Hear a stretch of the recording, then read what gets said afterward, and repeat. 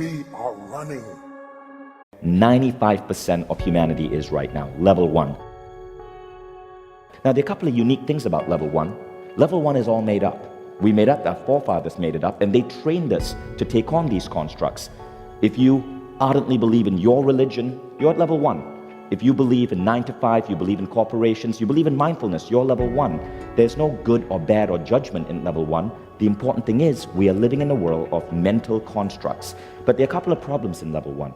You see, in level 1, we tend to be at what some people call the victim stage. We live in this world of constructs, but we have forgotten that we can mend, we can fix, we can mold this world.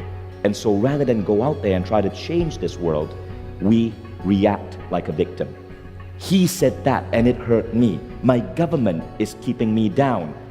The world is like this.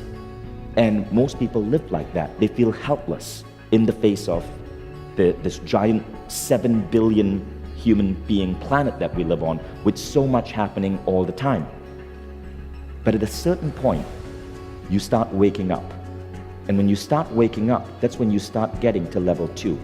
I call level 2 the state of the culture hacker. Because here's what happens at level 2. At level 2, you start questioning culture. Now, what is culture? Culture is nothing more than all our human beliefs and all our human rituals and practices coming together. But culture isn't just religion. Culture is our ideas of getting a college degree to be successful. It's our ideas of joining a corporation, of being an entrepreneur. All of these are cognitive concepts which come from culture. But the thing is, when you get to level 2, you start developing an idea that culture is an absolute truth. And you can hack it, you can bend it, you can mold it to your own desires. In the words of Steve Jobs, you realize that everything in the world around you was made up by people no smarter than you. And you can change things. And when you get this, said Steve Jobs, you will never be the same again. I love that quote. But that's what's happening at the level of culture hacker. Now at culture hacker, something interesting begins. The world of questioning. We start questioning. Most people don't question because, when a kid grows up and they start asking their parents, why? Most parents will simply say, because I told you so. So we tend to kill that ability to question at an early age. But most of you are here because you question. If you're watching this as a video on YouTube, you're curious, you're beginning to question. Congratulations, you are already most likely at level 2. So level 2 is the level of questioning. But something else happens at level 2. At level 2, not only are you questioning culture, but you begin to see that the world around you is bendable. You don't like the 9 to 5? Great, you become an entrepreneur. Or you start a company with flexi time.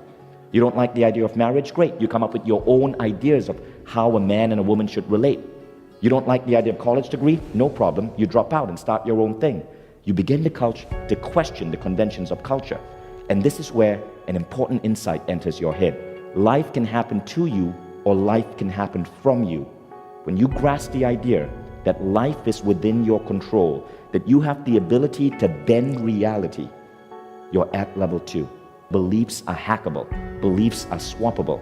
Now remember, culture is nothing more than beliefs plus rituals. So when you learn that beliefs are not you, beliefs, in fact, possess you, but those beliefs can be plucked out and replaced with more empowering beliefs, you have started to understand this phrase, that life can happen to you or life can happen from you. You can create life through the process of questioning, of hacking beliefs, and filling your mind with empowering beliefs, not necessarily the beliefs from your parents, your school, your education, your religion, or your culture. You identify the difference between a rule and a brule or a bullshit rule. And you start to see that we are swimming in a sea of bullshit rules that we can choose to question and ignore. Now at this point, something interesting happens. The idea that your thoughts can create your reality. This is not just a mystical statement based on mumbo jumbo or the law of attraction. If you believe in that, that's great, that's a good belief. But you can literally question and shift reality because you can question the cognitive plane. Most of the world we live in right now is nothing more than ideas which may have already hit their expiration date, but which we are still playing with.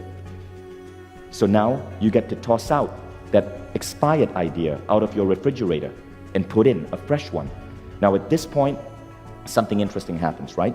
You're at level 2, you're the culture hacker, and you start growing at an accelerated pace when you get to level 2. So your growth, if it's like this, when you get to level 2, it starts growing like that because you start seeing that the world is under your control, that you can question. And I want to share with you a really important piece of wisdom that I learned from Michael Beckwith. He spoke about an idea called Satori versus Kensho. And he said this, right? This is one of the most powerful ideas I've learned.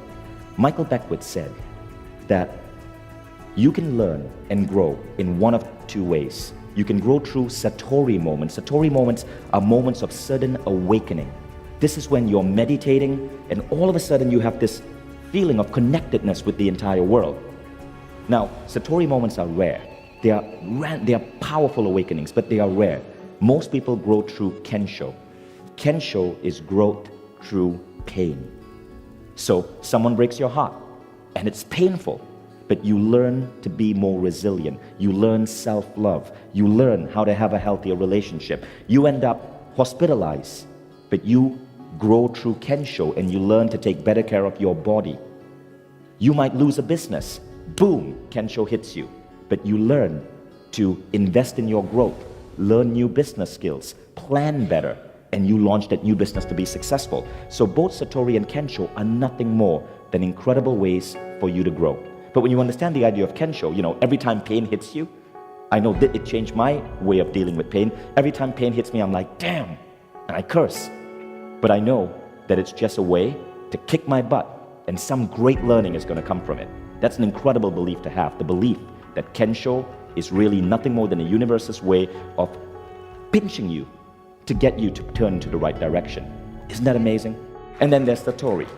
So Satori also is a great way to grow. It's a little bit rare, but it still happens. Now, as you go through enough Kensho and Satori, something interesting happens.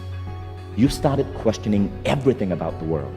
And when you start questioning everything about the world, including some of the fundamental truths, be an entrepreneur, get a career, you hit level 3.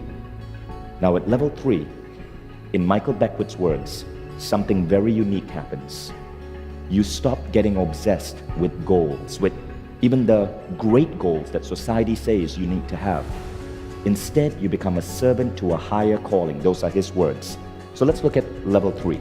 Level 3 is what I call the state of limitless. And I want to share a really interesting thing that happens at level 3. Inspiration leads to intention. At a certain level of waking up, you're tapped in, you're tuned in. You are not separate from life force or the universe or God or whatever you want to call it. You are one with it. And you get inspiration, you get downloads. And these downloads are what design your intention. So you think you came up with a goal to write that book or start that company or serve that cause. Bullshit. Someone was speaking to you and planting that in you. And whether you call that life force or universe, you were chosen. And your job is to just take the order and make it happen. So the analogy is this, right? And this is another belief that I want to discard. Let me share with you this analogy, the compass and the rocket. Most people set goals and then they rocket towards those goals. They decide, I'm going to do this and this and this to get to that goal. But when you get to stage 3, you don't just think of a goal and rocket towards it. You first tune into an internal compass to find out if you're pointing in the right direction. What if that person you want to be with isn't really the person you're meant to be with? What if that school that you want to get into isn't where you're going to meet your future soulmate or your future business partner? When you get to level 3, intuition or inspiration guides your intention. And that was one of the most powerful new beliefs that I developed in the last couple of years. Now, when I started doing that, things changed. When that inspiration comes, no matter what people say, no matter how crazy it is, you want to listen to it. And if you're at level 3, know that you want to start moving towards it. Now, when you do this, your life starts changing. This is when you truly start living a mission-oriented life. And yes, happiness is amazing, but you can get happiness from smoking a joint. The real goal in life, I believe, is fulfillment. Nothing makes you as happy when you're living a mission-oriented life. And that mission is designed to push the human race forward. One of my most favorite quotes is, business people do it for the dollars, but real entrepreneurs, they do it to push humanity forward. But you get there when you're listening to that inspiration, the universe picks you, and you're ready to move. We are running out of time. What are you going to do with the time you have left? I say that if you don't reposition yourself, you could miss the best time in your life, in this season of life. Because we have got to change the way we think. We have got to change the way we function. We have got to change the way we deal with issues. And the reason that you have to begin to reposition the way you think and the way you function and the way you feel is that we many times are stuck between the lines of limited thinking and limited people and limited ideas and limited philosophies, and there's something creative down inside of you saying, let there